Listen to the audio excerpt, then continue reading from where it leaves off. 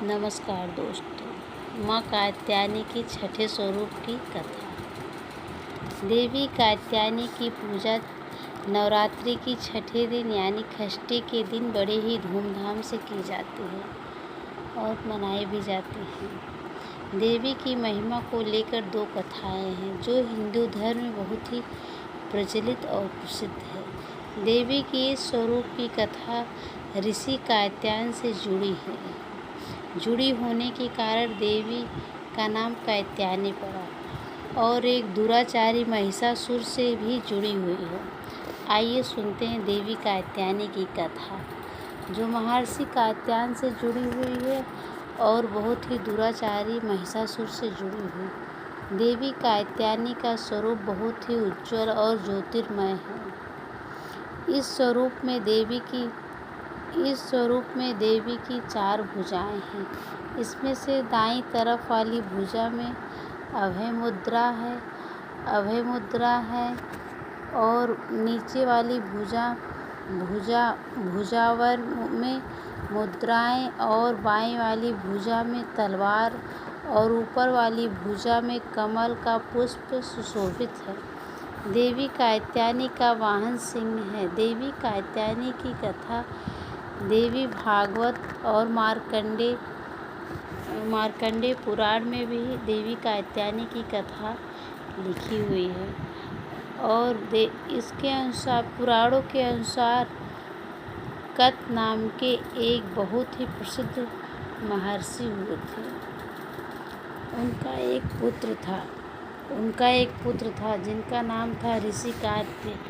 आगे चलकर ऋषि कात्य के गोत्र में एक ऋषि कात्यायन का जन्म हुआ और ऋषि अपने तप के कारण विश्व प्रसिद्ध हुए और बहुत ही तपस्या किए।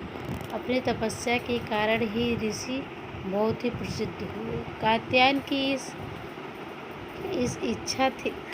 की इच्छा थी कि देवी कात्यायनी भागवती उनके घर में पुत्री के रूप में जन्म ले। इसलिए वह कई वर्षों तक कठोर तप किया। मान्यता है कि ऋषि कात्यायन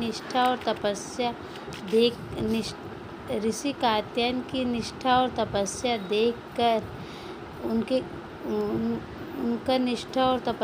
देखकर उनके घर प्रसन्न होकर देवी भगवती ने जन्म लिया।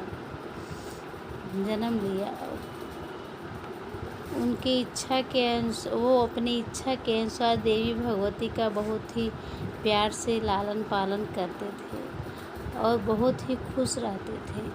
इसी कारण देवी भगवती का नाम कात्यायनी कहा गया। ऋषि कात्यायन ने बड़े ही प्यार और दुलार से देवी का लालन पालन करने लगे। कुछ समय बीता तो महिषासुर अपने दुराचार से सारी सीमाएं लांघते गया, बहुत ही अत्याचार करने लगा।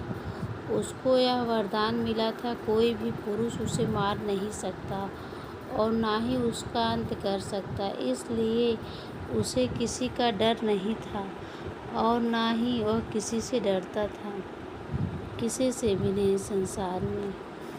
देखते ही देखते भगवान विष्णु और प्रजापति ब्रह्मदेव और देवादेव महादेव उसका विनाश करने के लिए अपने अपने तेज से एक देवी को प्रकट किए। उनका नाम कात्यायनी पड़ा। देवी कात्यायनी की उस महिषासुर का वध किया इस षष्ठी के दिन, इसलिए भी उनका नाम कात्यायनी पड़ा। वो कालों का वध करती है और षष्ठी के दिन सच्चे मन से जो भी माँ कात्यायनी का पूजा करता है, माँ सभी के मनोकामना को पूर्ण करती है और उनके मन में विकार जो उत्पन्न होते हैं उसे भी माँ नष्ट करती है। और उस दिन लाल और सफ़ेद वस्त्र पहनते हैं। देवी कात्यायनी को शहद का भोग लगाया था। शहद की बनी हुई